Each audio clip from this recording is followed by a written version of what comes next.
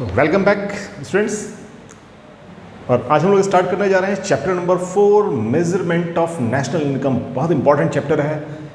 इस चैप्टर से आपके पास एग्जाम में थ्योरी के क्वेश्चंस भी आते हैं और न्यूमेरिकल्स भी, right.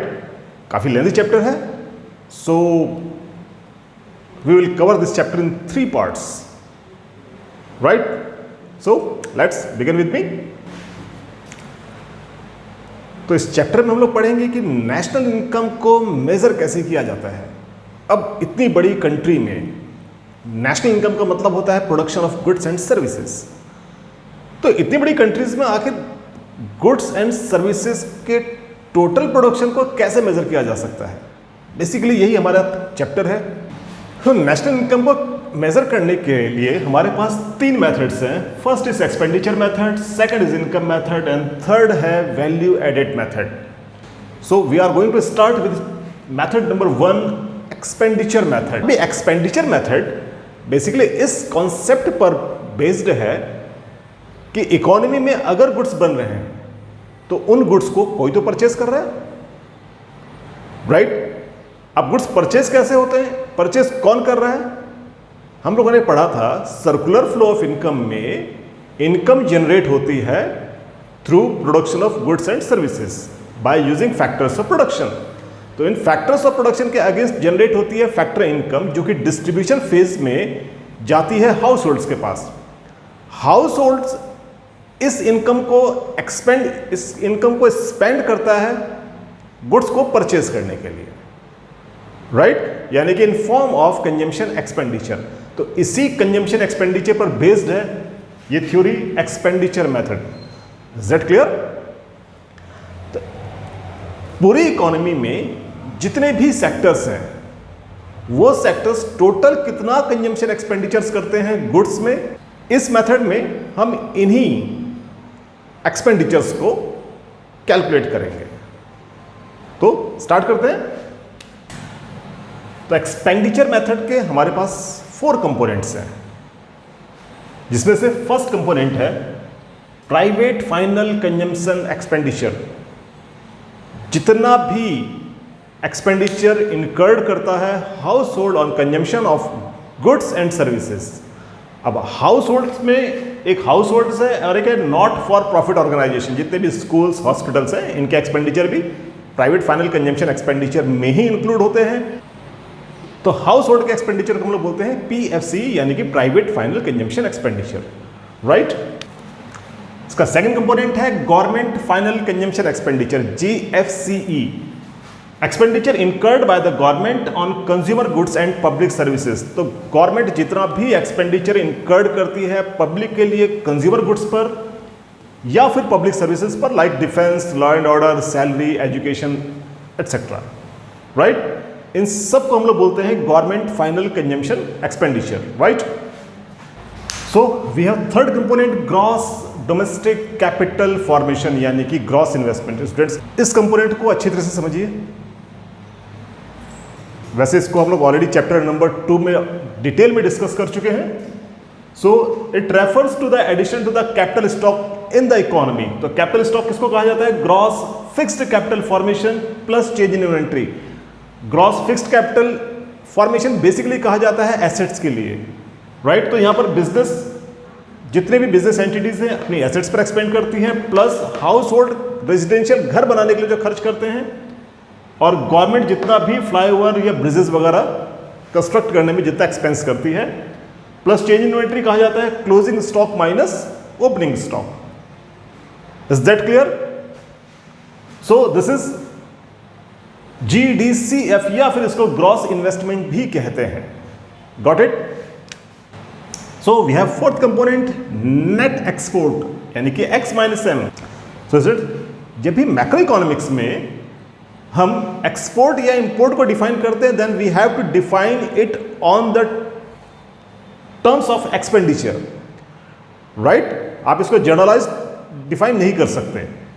So exports means the expenditure incurred by the foreigners on domestic product. Similarly, import means expenditure incurred by resident of a country on foreign products. और इन्हीं दोनों के डिफरेंस को कहा जाता है net export. So we have these 4 components. Got it? We have next topic, steps of expenditure method, यानी कि जब हम एक्सपेंडिचर मेथड से नेशनल इनकम कैलकुलेट करते हैं तो उसके स्टेप्स कौन कौन से होंगे, राइट? तो इस मेथड का फर्स्ट स्टेप है identify the economic units incurring expenditure, यानी कि उन सारी इकोनॉमिक यूनिट्स को आइडेंटिफाई करना, यानी कि इकोनॉमिक यूनिट्स मतलब इकोनॉमिक सेक्टर जो एक्सपेंडिचर करती है। It means house hold, government, private firms and ROW means rest of the world, right? तो सेकेंड यूनिट में इन सभी एक्सपेंडिचर्स को, इन सभी सेक्टर्स को क्लासिफाई करना इन कैटेगरीज में, यानी कि कंपोनेंट्स ऑफ एक्सपेंडिचर मेथड में PFC यानी कि private final consumption expenditure, GFCE government final consumption expenditure, GDCF gross domestic capital formation and net export, right?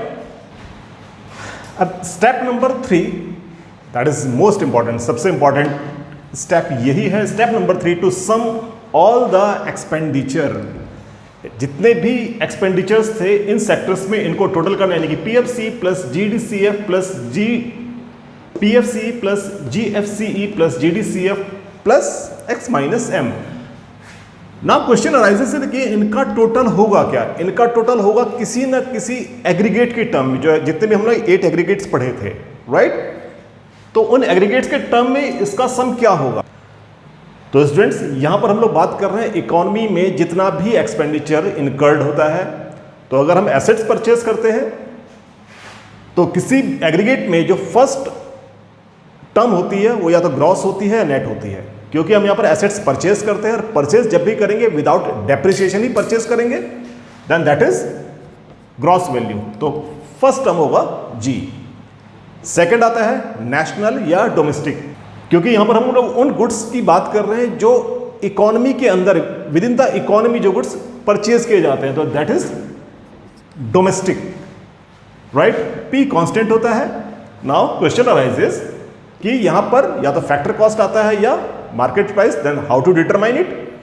जितने भी गुड्स परचेज किए जाते हैं हमेशा मार्केट वैल्यू पर ही परचेज किए जाते हैं, देन इट इज MP। सो इनका टोटल हमारे पास आता है GDP at MP, right? Now step number 4। So step number 4 है GDP MP को कन्वर्ट करना किसमें? NDP at FC यानी कि domestic income. So NDP at FC हमें कैलकुलेट करना है। We have the value of GDP at MP। Again यहां पर वही इंटरचेंजेबिलिटी यूज होगा, तो ग्रॉस को किस में कन्वर्ट करना है? नेट में। Then we have to subtract depreciation. Similarly domestic common है, मार्केट प्राइस को कन्वर्ट करना है किसमें? फैक्टर कॉस्ट में। Then we have to subtract NIT। So this is a step number 4 to calculate domestic income, right? Now step number 5, this is the final step. We are to calculate national income, और national income का aggregate क्या होता है? NNP at FC, right? So NP at FC। और step number 4 का हमारे पास result था domestic income यानी कि NDP at FC। So national common है, फैक्टर कॉस्ट कॉमन है, यह है डोमेस्टिक एंड नेशनल। तो अगर इस डोमेस्टिक इनकम में हम NFIA ऐड कर दें, then we got NNP at FC, that is national income. तो इस तरह से इन 5 स्टेप्स में हम डिटरमाइन कर सकते हैं अपनी नेशनल इनकम। तो जब भी आप न्यूमेरिकल सॉल्व करें, so always remember first try to calculate GDP at MP। जितने भी सेक्टर नॉर्मली क्वेश्चन में आपके पास ये सेक्टर गिवन होते हैं, राइट? देन इसको कन्वर्ट करें किसमें? डोमेस्टिक इनकम में।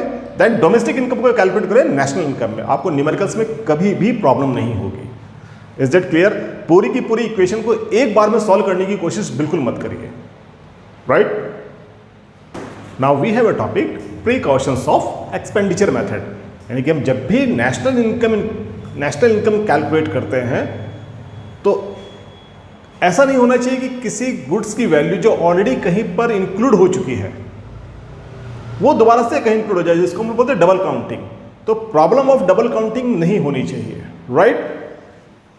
For example, expenditure on intermediate goods should not be included. Intermediate goods वो बोलो उन गुड्स को कहा जाता है जो कि किसी प्रोडक्शन प्रोसेस में यूज करते हैं।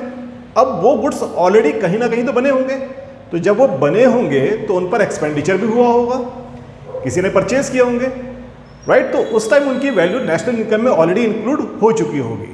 Is that clear? So as the value of such good already included in the final consumption, right? Second precautions है transfer income not to be included. Transfer income कहा जाता है वो इनकम जो बिना किसी प्रोडक्शन एक्टिविटी के ट्रांसफर की जाती है, जिनको हम लोग यूनिलैटरल या वन साइडेड ट्रांजेक्शन ही बोलते हैं। फॉर एग्जांपल, पेंशन हो गया, old age pension, not executive pension से पहला हो गया old age pension, scholarship, this kind of transfer. Third precaution है value of second hand goods not to be included. Second hand goods जो कि पहले किसी ईयर में बन चुके हैं, अगर अब वो सेल होते हैं क्योंकि उनकी वैल्यू उस ईयर में इंक्लूड हो चुकी है, it means so the value of second hand goods should not be included, right? Fifth है purchase of financial assets like share and debenture not to be included. अगर हम इन्वेस्टमेंट पर्पस के लिए shares या debenture purchase कर रहे हैं then उनकी वैल्यू इंक्लूड नहीं होनी चाहिए क्योंकि वो कोई प्रोडक्टिव एक्टिविटीज नहीं है, राइट? बट अगर उनको परचेज करने में कोई ब्रोकरेज या कमीशन दिया जा रहा है then it means the broker is providing a service, right? तो brokerage and commission that has to be included in the national income. ये precautions आपके पास assertion और reasons वाले टॉपिक में पूछा जाता है, so इनको अच्छी तरह से प्रिपेयर कीजिए, right? So this is all about the expenditure method. Got it?